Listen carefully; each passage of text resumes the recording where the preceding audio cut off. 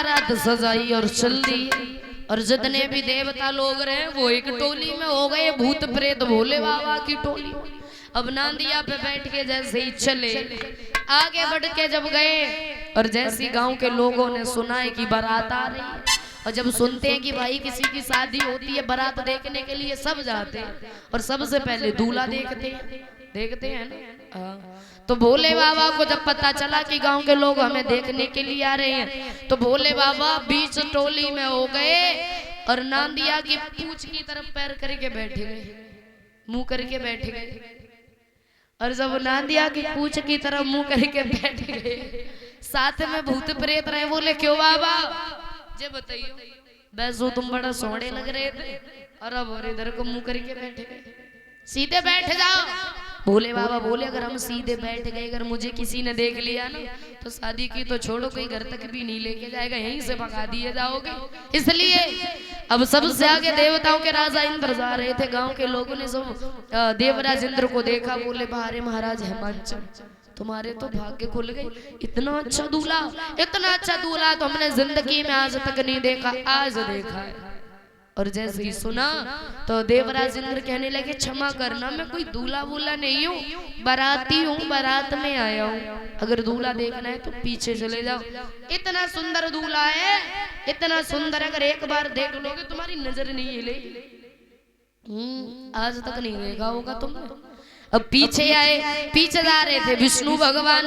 अब विष्णु भगवान भी देखने में बहुत सुंदर लगते थे। गांव के लोगों ने कहा बारे महाराज हिमांचल, कितना सुंदर दूल्हा ढूंढा है तुमने, तुम्हारी बेटी की तो जिंदगी सुधर गई। कहने लगे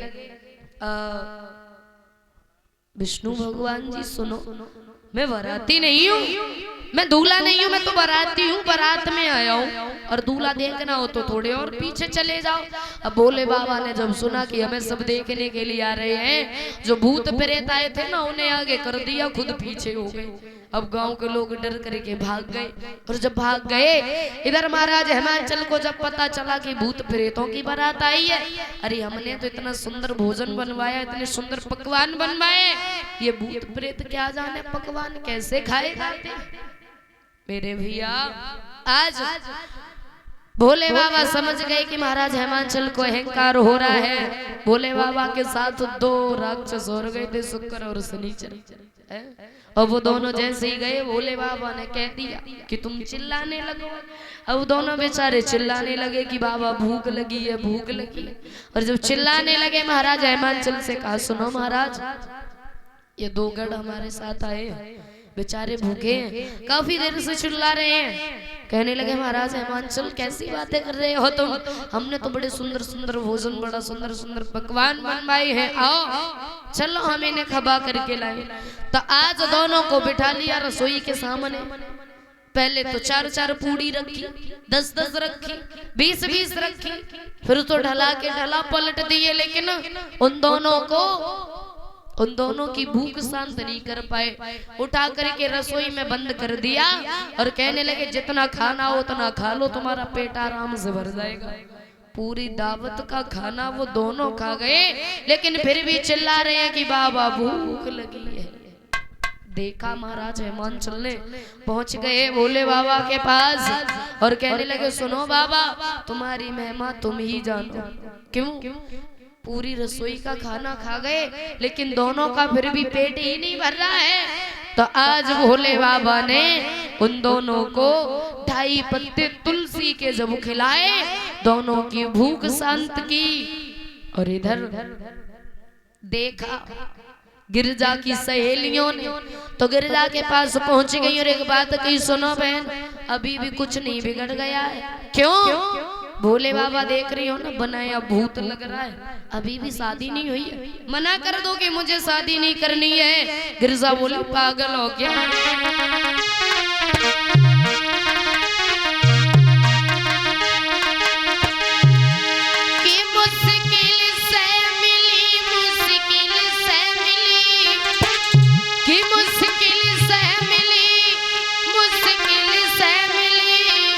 और देखना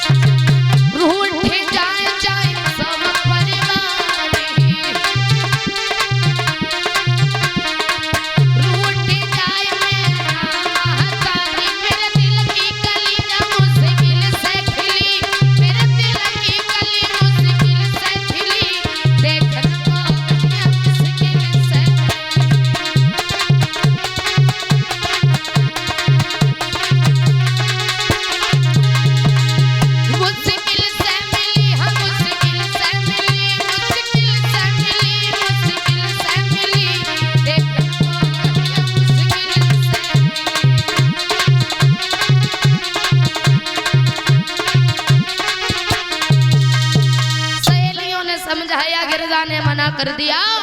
आज भोले बाबा के साथ में गिरजा की शादी हुई। शादी होने के बाद जब विदाई हुई, आज गिरजा कैलाश पर्वत पर जब आई और जैसे ही देखा भोले बाबा का मकान तो था नहीं, गुफा थी। अब काफी समय बीत गया, गिरजा पूरे दिन भांग घोटने में लगी रहती, हाथों में छाले पड़ गए। एक दिन की बात भोले बाबा से बोली, भोले बाबा अब तुम्हारी भांग हमसे घोटी नहीं जाती है। सही सहेलियां मना करती थी कि गिरजा ना शादी करो, हमारी तो किस्मती फूट गई। भोले बाबा बोले हमने थोड़ी नहीं कहा था कि हमसे शादी कर लो, तुमने तो खुद की। सती गिरजा बोली बात तो ये भी सही है। धीरे धीरे समय बीतता चला गया और कुछ समय बीत जाने के बाद 2 पुत्रों ने जन्म लिया, गणेश और कार्तिक। 2 पुत्र हुए थे।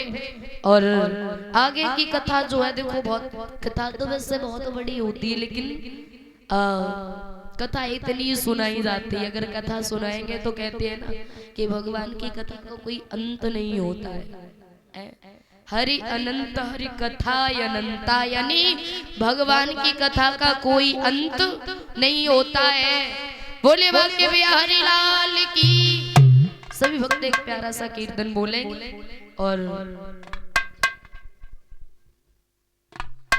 और फिर उसके बाद में आरती करेंगे।